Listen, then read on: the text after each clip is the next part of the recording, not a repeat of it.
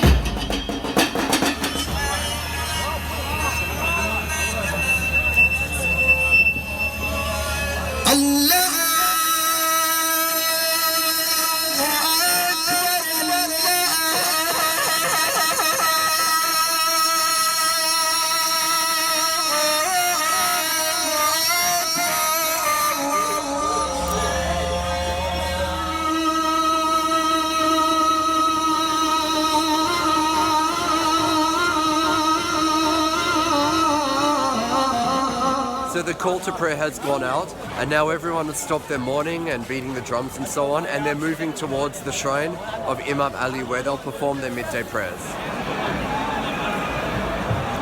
على الزار ياسر عامر عبد الزهرة، على الزار ياسر عامر عبد الزهرة، يرجى توجه العمر قصر شهادة المفقودين إلى الانتظار.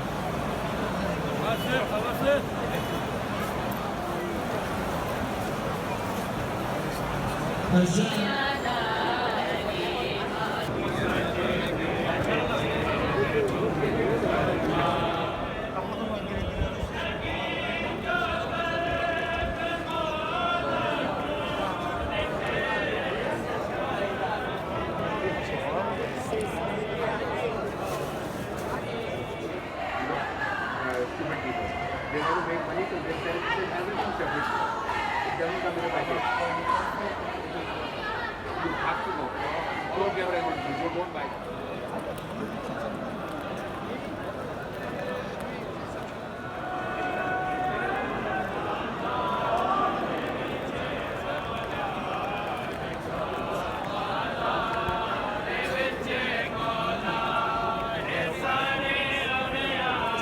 So you never know who you're going to run into as you're walking around Najaf. I ran into Mr. Ashar Zaidi.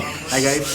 Who has, I wouldn't say roped me in, called me in to do a profile on the medical camp over here. Yes, these are the medics. They are called Imamia Medics International, IMI. So they're doing a pretty good work here. They have free medical camps. They've been doing it for the last 10 years, and they gathered medics from all over the world. From one end, from Trinidad and Tobago, to the other end on Australia. Everyone is here, and they're doing a wonderful, fabulous job. It's wonderful work that they're doing here. So we are about to shoot this profile. Here we go.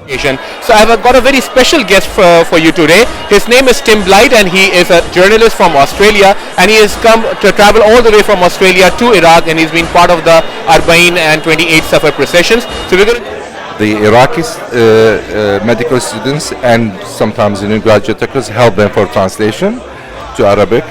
Alhamdulillah, we have in IMI, they well designed it in a way, they have Persian speakers. I love the experience here, like we got the early exposure of clinical cases, This is particularly interesting for me actually. My mother is a dental nurse, and growing up hearing all about her experiences in the dental surgery, and then to come to a place like this and see it all happening, it's quite interesting. I'm sure she'd be quite proud of me right now. We've just finished up with our little rendezvous with Mr. Zaidi, and the processions are still continuing out here outside the shrine of Imam Ali.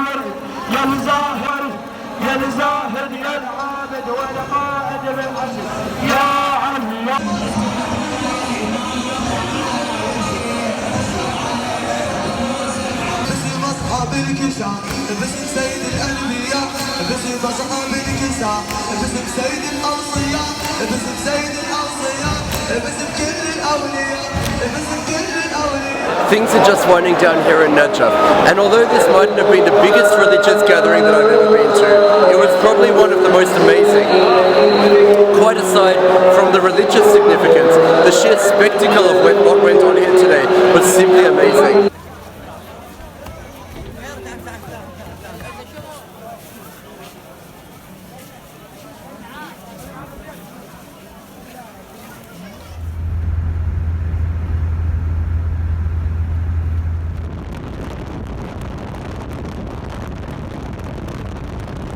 We have just arrived back in Karbala. It is about midnight, and we're going to make one last visit to Imam Hussein's shrine before we leave tomorrow morning towards Baghdad.